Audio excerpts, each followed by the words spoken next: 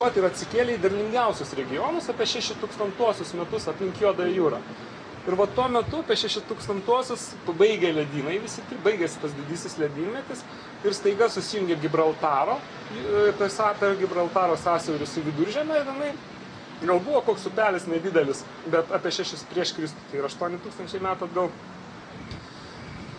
Marmuro jūros tenai beveik nebuvo, bet buvo toksai nuolydis iš tos pusės ir susijungė tada Viduržemio jūra prisipildžius to iš Atlanto vandenyno, prisipildžius susijungė su Ūksminė jūra arba Juodąja. Ir tada va ta civilizacija visa paskendo. Bet čia archeologiškai įrodyta, galite pasižiūrėti. Va čia ir yra Atlantida. Ir tada, nuo 6000, tai yra 6500-6200 prieš Kristų metų. Gali tiksliai įvardinti. Jeigu kas netiki, tegul eina į National Geographic tenai website, įveda Excavations in Black Sea, ten archeological, ten ir panašiai, archeologija apie Tvaną ten gali paieškoti.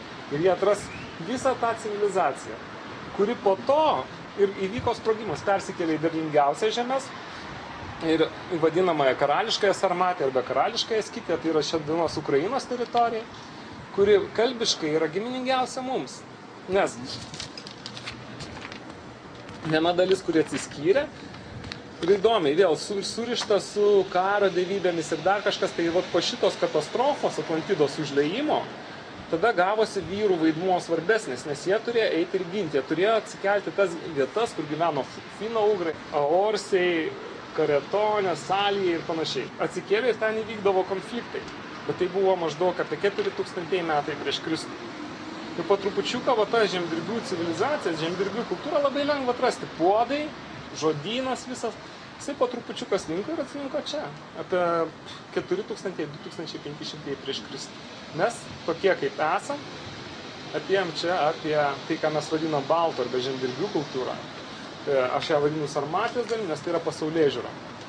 Surišta su šventyklomis, nes šventyklos kaip saulė, kaip žvaigždės sukasi, yra visiškai metų ciklas, tiksliai kada reikia sodinti, tiksliai kada pjauti derlių, jokios mistikos, jokios mitologijos, nors tai gali mistifikuoti ir panašiai kažką tai padaryti. Pati šventė yra nuo žodžio šviesa, švęsti, ant kalnų būdavo šventyklos ir panašiai. Tai buvo visiškai surišta su dangaus kūnų padėtim, su pilnatim, su delčia, su saulė, mėnulio, bet tai buvo kalendorius. Kaip gavosi? Buvo žemdirbių, kurie buvo visiškai decentralizuota, nebuvo centralizuotos valdžios, jos nereikėjo. Jeigu yra viskas gerai, kam ta valdžia reikalinga? Valdžia yra reikalinga tik tai kaip auditorių grupė, kuri gali spręsti problemą. Iškilo problema, sakykime, upė išdžiūvo. Aha. Ko man tada reikės, kad ta upė galėtų vėl tekėti? Žinoma, ne 50 Seimo narių. Reikės ten 100, bet kas geriausiai galės tą problemą išspręsti, tie kas kasa dar, ir tada iš tos ryties žinovų būdavo išrenkami specialistų grupė ir paskiriama išspręsti tą problemą. Tai jie išspręsdavo, jas atleisdavo. Aš jį atleidžiu ir tiek, nes aš moku atlyginimą. Tai vat, čia yra dar visiškai kitos civilizacijos, visiškai kiti valdymo modeliai žmonėms. Šitą, ką mes turime, yra visiškai nereikalingas ir visiškai dirbtinai sukurtas, kad visi būtumėm vergais. Batareikos funkciją turėtume, kad maitintumėm kitus. Vat, pavyzdžiui, atiduodam iki 70% savo atlyginimo tam, kad maitinčiau nekompetentingus Seimo narius. Vėl apie tą istoriją, apie tą regioną niekas nenori kalbėti ir kalba kaip apie didžiausią baubą. Todėl, kad tai iš tikrųjų baubas, nes jis pakeičia santykius į tikrovę. Kiekvienai žmogus turi nagus į save atsuktus. Ir tam tikrais momentais reikalingos, vat, pavyzdžiui, jeigu karas arba didžiulė nelaimė, būdama suformuluojama tada, ar kažkoks atskiras, ir dažniausiai tai būdavo regionais. Būdavo tas žinių tinklas kaip neuronai, ten tiek vyrai, tiek moteris galėjo būti žiniais, kurie surišta buvo su psichologiniu, yra iš esmės psichologo, psichoanalitikų tinklas. Nes svarbiausia tai dora. Jeigu yra pusiausvyra, teisiniai santykiai tarp žmonių, nereikia jokios vyriausybės, nereikia nieko, nes viskas natūraliai gerai vystosi.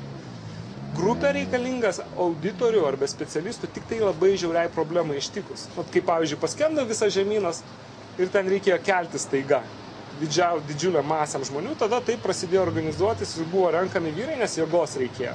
Ir mąstymas kitoks, greitis kitoks, visa kita.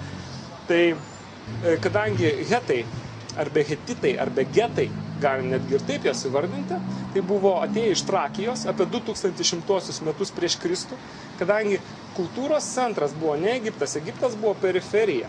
pagal archeologinius radinius. Jie skiriasi 3000 mečiais nuo Sarmatijos. Pagal metalurgiją, tenai, pagal gyvulininkystę, jie jau naudojosi sukurtais tais dalykais, patobulindami. Nes jie būdavo kaip amatininkai, daugiau pas mus buvo žemdirbystė, gyvulininkystė, bet buvo tiek viskas daug, kad jiems buvo nusispjauti. Tas nervų neuroninis tinklas, doros, pats, pavyzdžiui, žodis pas mus išliko sarmata. Tai yra tik dora, tai nėra kažkokia mistika. Ar dar kažkas, tai kad tu ten turi aplink ąžuolą vaikščiot, barzdą apsiželdinęs, tenai gaidžius pjaut, visokius alaus, tam 50 litrų išgert, tada su dievais pradėt kalbėti, nieko panašaus. Ir kadangi getai atsikėlė, jie sugrįžo atgal į Anatoliją iš esmės. Nėra žemaičių. Ir niekada nebuvo. Vytauto vėl išgalvotas pavadinimas, aiškinantis su vokiečiais. Aukštoji Lietuva, žemoji Lietuva. Bet visiškas bullshitas, nes originale rašosi Gedija.